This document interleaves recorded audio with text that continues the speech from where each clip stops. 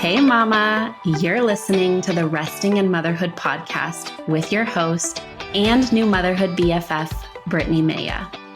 I'm a certified infant sleep specialist, but more importantly, I'm a mama navigating my own motherhood journey right alongside you.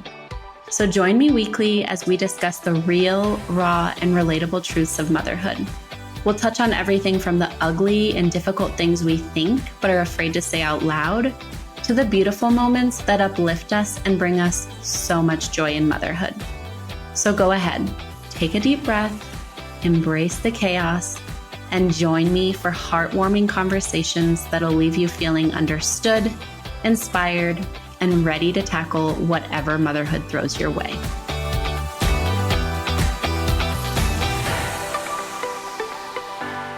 Hello, friend. Welcome back to the Resting in Motherhood podcast. I'm so excited to sit down and just chat with you today. I was thinking before I pressed record to start talking to you how I'm currently resting in motherhood. And I know I have to think about this every week. And I think we probably all have to stop and think about it. But I have a really good example of how I found rest this week. And it was something that I felt a little bit guilty about. And it actually relates really well to a recent podcast episode I did about like lightening your mental load or offloading your mental load wherever you can. So I think I shared this last week. As I'm recording this, obviously you'll listen to it a little bit later. But last week, Lila had her first sleepover with her dad in over 6 months. It was amazing. She had a great time. Actually, when he brought her home on Wednesday, she was like, I want to go back and sleep at Dad's. Like, she had a great time. It was perfect. It was wonderful for me.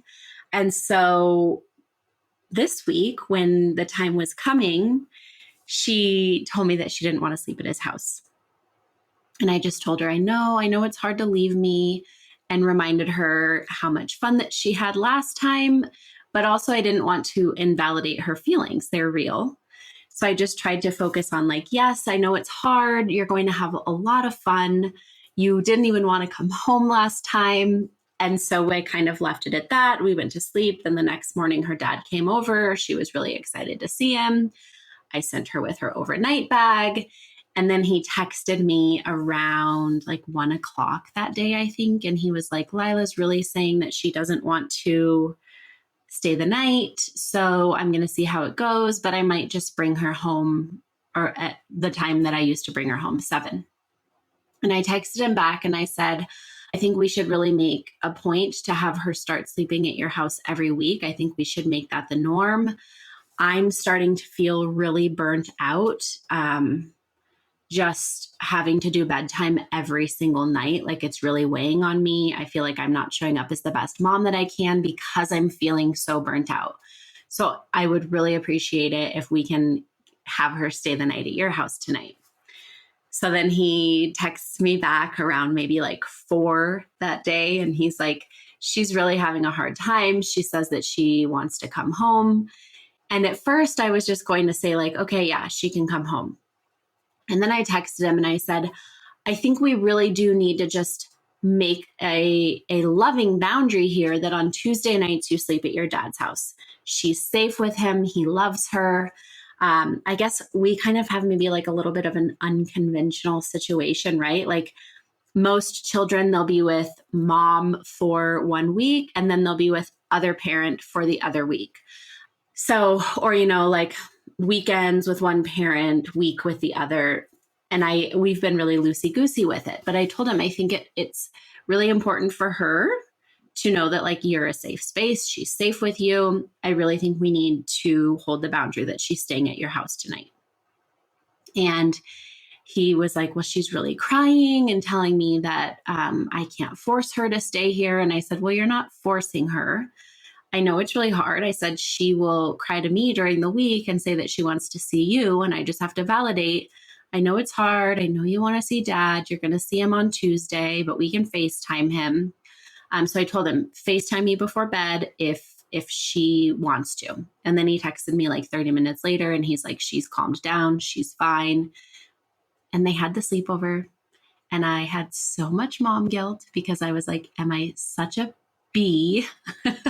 I didn't want to say the full word in case we have little ones listening in with you, but I felt like such a B. Like, am I so mean that I made her stay at her dad's? But I like talked to my mom about it, and she's like, it's good for them. It's good for you. And guess what? She came home Wednesday, didn't want her dad to leave, said she had a wonderful time. And that is how I found rest this week. I held a boundary for myself. I advocated for myself. I got that extra rest that I needed, like that one glorious evening where I don't have to do bedtime. And it's not that I hate bedtime, right? But I'm sure you know, I don't even have to say it. Sometimes it's just nice to have that load off, take that responsibility off. So that is how I found rest this week. And chatting about kind of entering in what I want to chat about today, I want to talk about protecting your mental health in motherhood, specifically in regards to protecting yourself against comparing yourself to other moms on the internet or in your real life, feeling like you're maybe not doing it right or like you're being judged. So I want to talk about protecting our mental health and that specific aspect, because this idea came to me as I was on my afternoon walk yesterday. And then I was like, well, gosh, protecting our mental health and motherhood could be like a 100-part series, right? Like there's so much to it. But specifically, what I want to chat about today is protecting ourselves against those feelings of comparison, feeling like we're the only one doing something a certain way, or again, like somebody is judging us. So I jotted down like 3 easy and reasonable steps to help you work through feelings of not enoughness. Now, I know that's not a real term, but I think we can all relate to that feeling. So feelings of not enoughness, feelings of isolation, feelings of people judging us, right? I think I've talked about this before, but I think one of the really, really hard things about parenting in today's day and age is social media, is the internet, right? Like, while it's also a wonderful tool and amazing, because I am so thankful for my Instagram community, Instagram has truly brought me real life friends, right? That I would have never met if it weren't for Instagram. But I think that it's information overload. It also leads to a lot of comparison.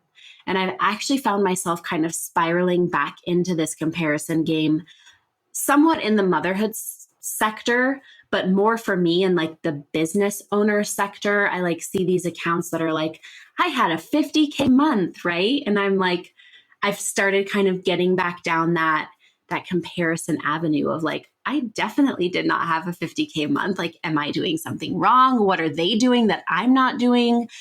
Am I not enough? Right? So first, just recognizing that social media and the internet is a double-edged sword. There are a lot of benefits to it, and there are also a lot of drawbacks and negative pieces to it, which can really impact us in motherhood. And I know specifically, if it wouldn't have been, and this again is where it becomes a double-edged sword, because in the beginning, if it wouldn't have been for like Instagram, Google, what to expect, right? The website, I don't think that my postpartum anxiety would have been as bad as it was, because I was reading all of this information that was like, my baby's definitely not doing that. Am I doing something wrong? What's wrong with me? What's wrong with my baby? And we start spiraling. We're turning to Google at 2 a.m. and it's telling us that our baby is waking up because we nursed them to sleep or rocked them to sleep. Or it's telling us not to look our baby in the eyes at the middle of the night because it's too stimulating. All of this bullshit, right?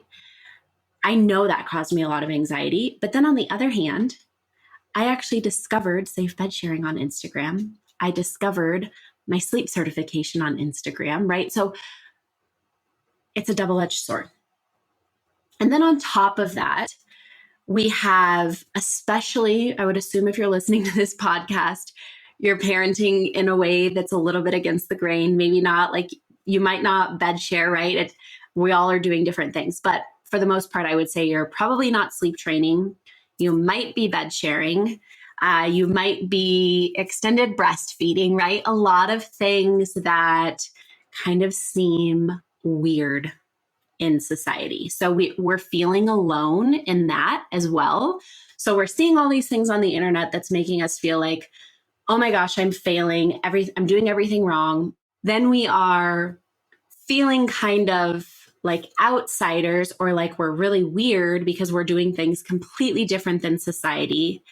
And then we might actually have family members and friends who are judging us, or people in a like a Facebook group chat or not group chat, but like a Facebook moms group, or our pediatrician, right? So there's kind of like three pieces going on here that can make it really hard for our mental health and motherhood. And I know it comes from this deep desire to be the best mom that we can be, right? Like we want to be doing it the best. I want to remind you that none of us are perfect. The perfect mom does not exist. I have no idea what I'm doing half the time in motherhood. I'm just figuring it out, right? We all are. So even if somebody appears like they have it all together, they don't have it all together. This is where it becomes really difficult in motherhood because we're wanting to be the best. We're wanting to do the best. And yet we feel like we're failing because we're seeing it all around us. We feel like everyone is doing it differently than us. So that was a long little spiel, but I want to jump into kind of 3 or 4 practical things that you can do to protect your mental health if all of this is kind of resonating with you, right? If you're feeling like everything you're seeing on the internet is telling you you're doing it wrong, if you feel like you're the only person parenting in a certain way, or your baby's the only baby doing whatever they're doing, or if you're experiencing judgment and ridicule maybe from family members, or like I said, the internet, friends, pediatrician, whoever it may be. So the first thing that I would really encourage you to do is know your audience. And this is specifically in regards to like having conversations with friends, family members, maybe even parents at the park or in a mom's group or wherever you are, even with your pediatrician. Know your audience. So let's say you're a bed sharing family. And you have to be a bed sharing family, right? But that's what we're using for the example. So you're a bed sharing family. You're already kind of feeling insecure about it, which I just want to tell you, don't feel insecure about it, which I know is so easy for me to say, but you're not alone. Millions of families all over the world are bed sharing. You're not doing anything weird. You're not screwing up your child. But apart from that, I want you to know your audience. So like if you know your family member or your friend is going to judge you or ridicule you for bed sharing, maybe that's just not a topic that comes up, right? So that might be, and I recorded a podcast episode on this last year specifically about like the holding boundaries around conversations. It was right around Thanksgiving. I can share it in the show notes, but I have a full episode talking about like how to navigate conversations. So I recommend going to listen to that. I'll briefly touch on it a little bit in this episode. But know your audience. So if you know that you're walking into a setting where you're going to be with a family member, you're going to be with a friend, or you're going to be with your pediatrician who you know is going to shame you, either be prepared, right? So, okay, I know that this is probably going to be a conversation that's triggering to me because they're going to say something, or just kind of hold the boundary of like, if sleep gets brought up, you're like, yeah, things are great. We don't really have anything to chat about. Or if you want to be really bold, you can talk about it and feel confident in it. But this is more about protecting your mental health. So know your audience, know what conversations you're going to have, and know maybe what topics are not necessarily going to be avoided, but that aren't going to be the biggest topic of conversation. The next thing that I want you to do, and this is kind of, again, knowing your audience, is feel really comfortable holding boundaries about what you will and will not be talking about. Again, one of the, like a big one that I used to use when people would ask, like, how's your daughter sleeping? If I didn't want to like go into the whole conversation, is I would just be like, she's sleeping great. She's sleeping like a baby. She's sleeping just like she should, right? Just kind of keeping it short, not being rude, but knowing that this conversation is not going to go in a way that's going to protect my mental health unless I hold like this boundary around how I want to talk about it. The next thing that I highly recommend is finding safe spaces. So find your motherhood community, whether that be online or whether that be in real life. And I've talked about this before. I didn't really find like a motherhood community or friends in real life until maybe in the last year or so. Before that, everything was online. And Lila's 4.5, right? So that was until she was about 3.5 years old, maybe even closer to 4. So find a space where you feel really safe. So maybe that's on my Instagram community page. This is kind of a little teaser that I didn't even plan on talking about, but one of my big goals for either later this year or early next year is to have like a full community membership where it's just a space where everyone can come and talk and chat with each other. So I'm working on that. And I'm glad I'm saying this out loud because it will hold me accountable as well. So like maybe it's a community like that. Maybe it's a like non-sleep training Facebook group, right? Maybe it is a group of moms that you meet. And some tips there that I found, I've become really good friends with one of the moms at Lila's school. And it was funny because we've both like talked about it now. Like those first few days that we were like doing pickup and drop off, I would hear how she was talking to her daughter and she heard how I was talking to Lila. And we like both say like, as soon as I heard you, like how you were talking to your little one, I knew like you were my people. Like I knew that we were on the same vibe, on the same wavelength. And so I know that's harder in the beginning, right? Because you're still really figuring it out. So if you're in the first year, that can be a lot harder. And the first year is the most triggering because everybody wants to ask how your baby's sleeping. Some people really do ask, like, where's the baby sleeping? Which cracks me up. Like, it's none of your business where my baby is sleeping.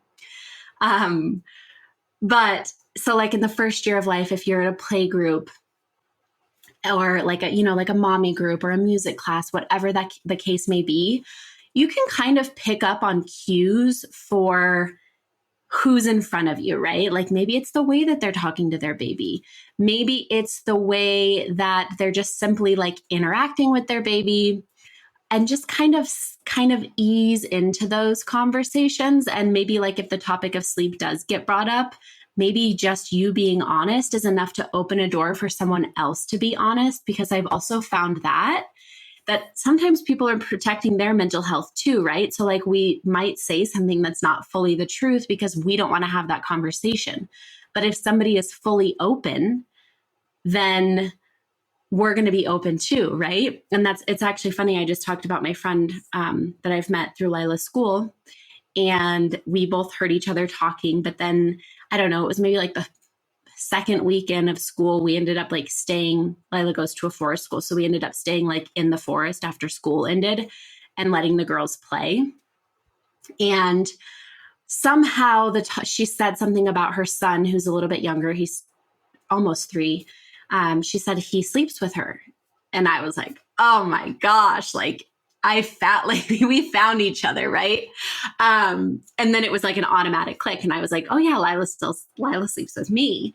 So I don't know if she wouldn't have said it, would I have said it, right? So sometimes you just have to find a safe space, but also be a safe space and get a little bit vulnerable and be open about what's going on in your life to kind of put those feelers out. And then obviously you can go like deeper and deeper once you know like, okay, there is a connection here. We are aligned.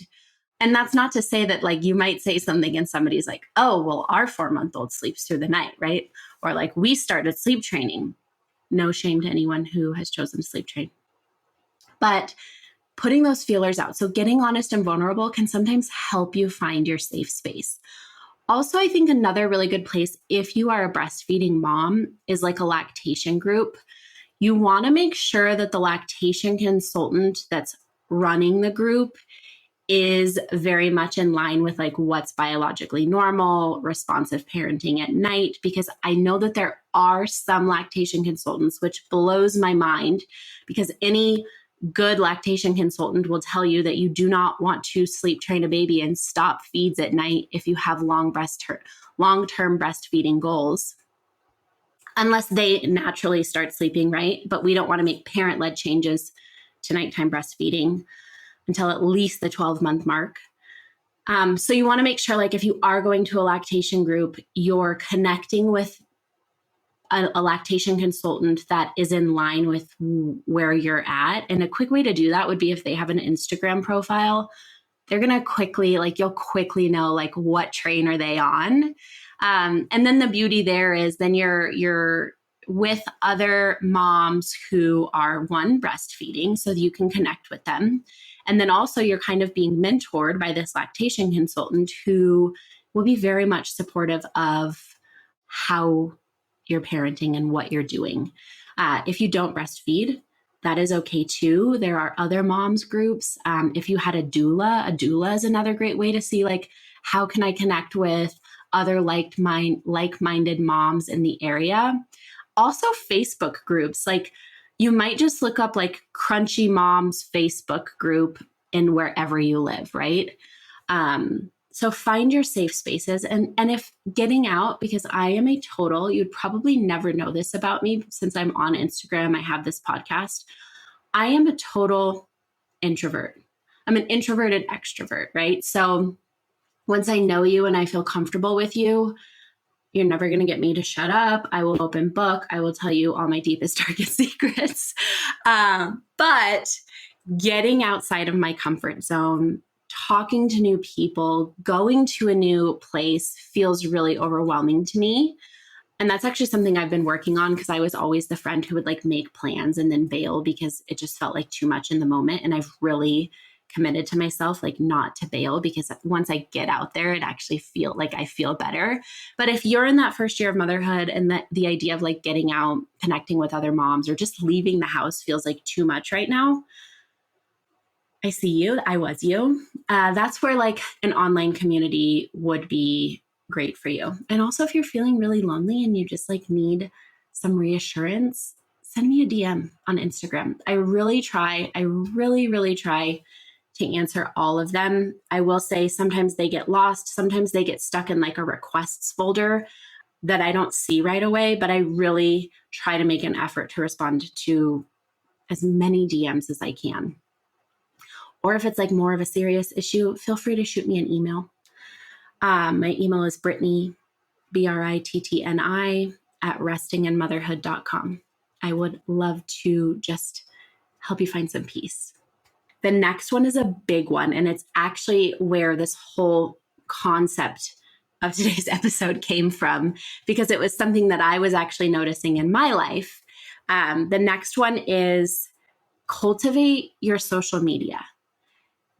You want to make sure that when you log on to social media, the things that you are seeing are inspiring you, educating you, or uplifting you, or just making you feel seen, right? And the education piece, this is where it gets tricky, because if it's education that every time you log on and you're like, oh, I'm supposed to be doing that, I'm not doing that, and then it starts making you feel bad, I would say that is an account that I would mute or unfollow.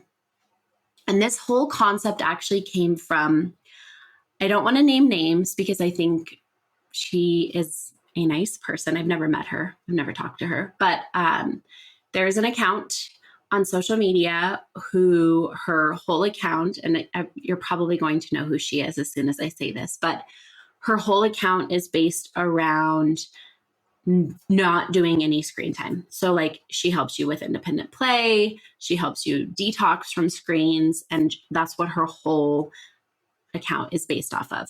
And I've learned a lot from her. I actually did one of her courses last year, and I think that there was a lot of valuable information in it.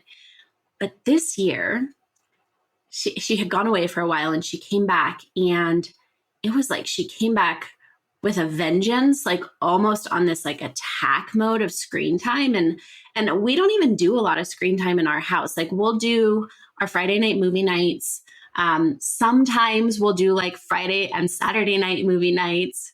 Sometimes we'll do Friday, Saturday, Sunday night movie nights, but like we don't have any like daily, like there's not any TV shows being watched, right? And no shame to you if there is in your home. But she started posting these really intense reels about like, if your child can't play independently, they're not securely attached to you. Well, that's a big red flag. Like that one was really like, gave me a really like sour taste in my mouth. Like, I'm not okay with this. Then another recent one, and I'm kind of outing her because I think these posts kind of went viral, so you might know who I'm talking about. But another one of hers compared drugging our children or sedating our children. It compared that to like having our children in front of screens. And that just like really didn't sit well with me and made me feel like, and then I started questioning myself, right? Like, oh my gosh, am I a bad mom because we do these Friday night movie nights? Or the other day, last weekend, I was just feeling really, really, really tired. And so Lila and I watched 2 movies on a Saturday, right? Not the norm, but actually this reel came like right after that. So then I was like beating myself up and I was like, whoa, whoa, whoa.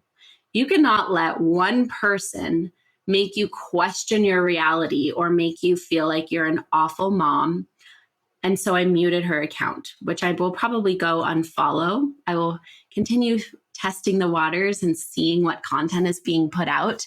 But that's a perfect example. In my early days of motherhood, it was following accounts that were talking about their 6-month-old sleeping a 12-hour stretch at night, or a mom influencer talking about her baby being placed awake in the crib and going to sleep, or even like friends, right, who had babies, or acquaintances, I should say, who had babies and were like posting about their sleep on Instagram. Mute the stuff that is bringing insecurity, doubt, or just feelings of not being enough. Mute them. If they are not bringing you peace or uplifting you or making you laugh or really adding value into your life, don't follow them. And that includes me, right? Like if I post something that really triggers you, or maybe you decide to sleep train and so you see my content and you're like, ugh, right? Like I don't want to see what she's posting because I sleep trained. Unfollow me.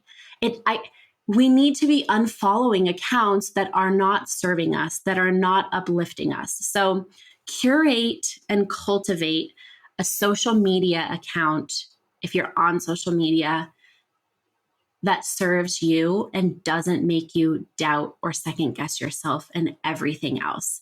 There have been multiple accounts, like I said, that I had to unfollow, not because they weren't posting great educational content, but that because it didn't bring me peace. It wasn't where I was at in my motherhood journey.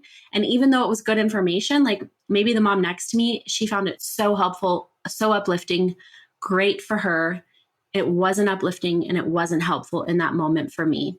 And sometimes I'll unfollow people and then like their content might pop up like on the popular page, or somebody might reshare something. And then I'll be like, oh, I love that. And then I'll go to their page and be like, oh my gosh, I used to follow them. I unfollowed them. And then sometimes their content resonates with me and it doesn't trigger me, right? Sometimes there's some internal work that maybe we need to do before that content can feel palatable for us. So curate your social media. Again, make it a place that doesn't bring you stress, doesn't make you doubt yourself. The other thing I'll say is, and I am so guilty of this, like I really have been telling myself I need to stop this. I don't watch TV at night, but I will read my book. But I've been laying with Lila more as she falls asleep. I know we were in a period where we were like doing bedtime and then I would walk out. But lately I've just been laying with her, and after she falls asleep, I'll like get on Instagram and start like scrolling the popular page or the Reels page. And then I'll be like, oh my gosh, 30 minutes have gone by. So just that in itself, I've noticed, has kind of made me more burnt out. So I've made a rule to myself. I can do 15 minutes of Instagram after she goes to sleep, and then I'm done. So just that in itself, maybe you're limiting your time on social media because sometimes it can just be too much information overload. Then you start, like, somebody pops up on a reel, right? It may be not even somebody that you're following, but you're scrolling through reels and something pops up about a baby who sleeps 12 hours at night, and that's triggering to you. So also just maybe limiting your time on social media. Lastly, and again, I know this one is much easier said than done, and it really comes with time, but trust that you really know best and trust that you're doing what works for you. Trust in the process. Let go of the worries of creating bad habits. I have a whole episode that you can go and listen to if you're worried about creating bad habits, right? Many of my episodes will speak to whatever fear you're feeling. So you can just go scroll through the topics, like the episode titles, and they will quickly help you know, like, oh, should I listen to this one? If you're feeling really alone in your sleep journey, maybe you go listen to my Lila's sleep journey episode. That one was really like a really big hit. I got a lot of messages from people just saying like, thank you so much for sharing. I feel less alone. So that one might be good for you. But just trust that, like, you're doing what works for you. You're tuning into your baby and you're tuning out the noise as best you can. And just because somebody else is doing it one way doesn't mean that you have to be doing it the same way as them. Every child is unique. Every family is unique. And just because the people around you might not be doing it the same way you are, there are people all over the world doing it very similar to how you're doing it, even if you're not seeing them. So just trust in your intuition and trust in your discernment to do what's best for your family. I hope this episode was helpful. I hope that this can help you kind of protect your mental health. As I said, if you're feeling really alone or anything like that, feel free to shoot me a DM. I would love to chat with you. I hope you find some time this week to find rest for yourself.